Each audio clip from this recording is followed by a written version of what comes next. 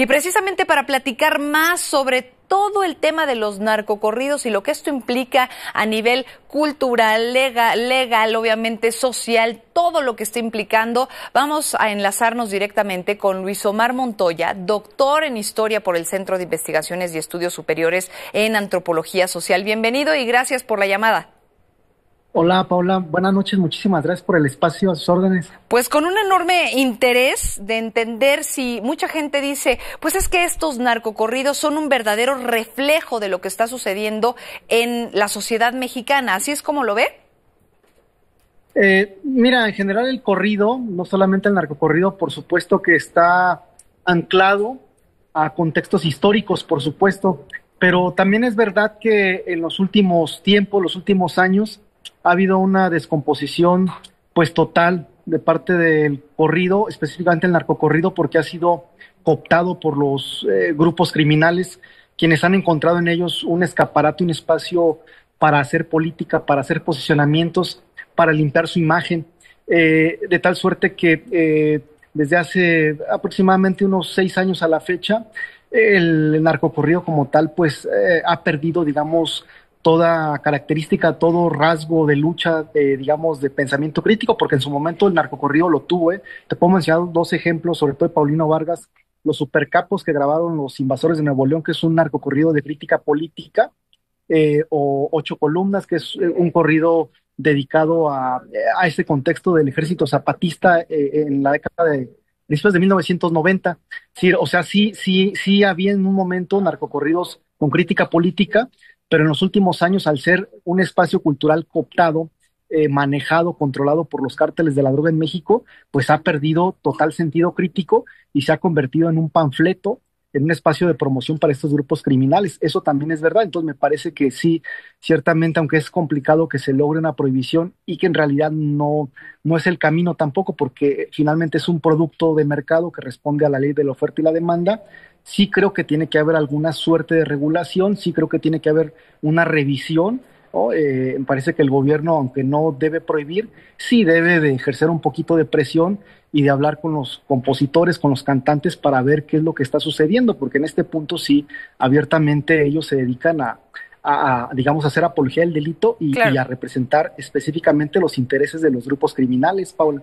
Sí, y es que aunque entendemos que no es nuevo este fenómeno de que los grupos criminales quieran meterse en la música, en la cultura, y que además tampoco es nuevo que la propia sociedad también los haga héroes en muchas ocasiones, por lo que representa en términos también de desigualdad, entre muchas otras cosas, lo que creo que empieza a llamar la atención es la rapidez con la que ahora, en términos musicales, ahora se puso de moda, ¿verdad? Y las redes sociales pareciera que aceleran el proceso, y ahora en vez de entenderlo solamente como una vertiente de la cultura que siempre ha estado un poco allí, pareciera que ahora el folclore es igual a violencia. Es decir, lo que veíamos en este concierto de Luis R. Conríquez era verdaderamente la gente enojada porque no podía escuchar algo relacionado con la violencia. Ni siquiera era el tema de la música, sino las letras, ¿no? Sí, totalmente. También hay una responsabilidad social. Hay, por supuesto, transitamos una crisis moral, me parece, en general. No solamente tiene que ver con los narcocorridos, sino con el estilo de vida. Eh, Evidentemente, esto se explica, se ancla al asunto del capitalismo, el sistema económico, el mentado neoliberalismo, en fin, el consumismo y, por supuesto, algo muy importante que tú mencionabas, el cambio tecnológico dentro de la música, las redes sociales, porque hoy todo se mueve en la inmediatez, todo es súper rápido, ya no se necesita grabar un disco para hacer promoción, los cantantes se mueven por sencillos, lo suben a Spotify o Apple Music y se van para arriba. Se globaliza, se viraliza, estamos en la época de la viralización, entonces es muy fácil hoy día ser famosos, es muy fácil, digamos, poner un corrido en los cuernos de la luna, y además la polémica que siempre viene acompañada o adereza este fenómeno, pues siempre ayuda. Por ejemplo, el caso de los Alegres del Barranco, que a raíz de esta controversia que tuvieron en Jalisco, pues se fueron al lugar número 1 de consumo de Spotify y Billboard y tal, ¿no? Ciertamente es esta época que además muchos filósofos han discutido y han planteado, ¿no? Sisek, en fin, Chulhan, esta cuestión de la inmediatez. Sí. Efectivamente, no podemos desligar este fenómeno cultural del cambio tecnológico y de cómo la música también se ha transformado, porque hoy la música se produce de formas diferentes a como se hacía en otros tiempos, Paula. Y por último, preguntarle sobre la afrenta que se está viendo ahora en términos legales. Mencionaba hace un momento que la prohibición quizás no es el camino y ahora lo que sucede es que el propio Estados Unidos tuvo que negar visas, entre otras cosas, para poner un alto porque estos narcocorridos están llegando ya a escenarios internacionales. ¿Cuál sería la vía legal para que también la imagen de México a nivel mundo no se siga contaminando de que México es igual a narcoviolencia? Es muy complicado, Paula, que se pueda lograr una prohibición, porque entonces tendrían que prohibir muchas cosas, no solo los narcocorridos, porque hay muchos productos culturales nocivos, sinceramente, que envenenan o deforman a la sociedad, ¿no? El reggaetón y otros tantos casos que hay, ¿no? La pornografía en sí misma, ¿no? El narcocorrido no es el único, aunque por supuesto que abona pues esta descomposición.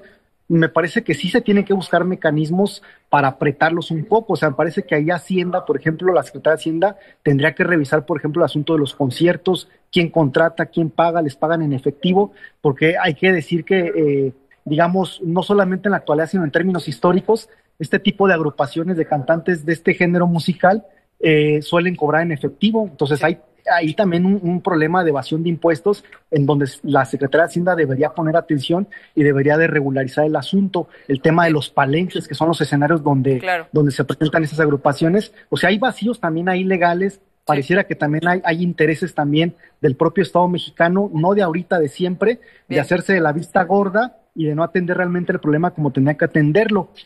No se les puede prohibir como tal que graben o que canten tal historia o que la gente lo consuma, porque eso es de libre mercado, pero sí podrían financieramente irlos apretando y obviamente pedirles concilios, ¿por qué estás cantando esto?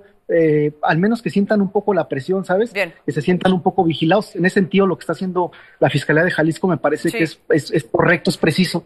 Bien, pues ahí está, a seguir la ruta del dinero, que sería otra de las trincheras. Muchísimas gracias, doctor Luis Omar Montoya, doctor en Historia por el Centro de Investigaciones y Estudios Superiores en Antropología Social. Gracias. Gracias, Paula. Hasta pronto. Gracias. Hasta pronto.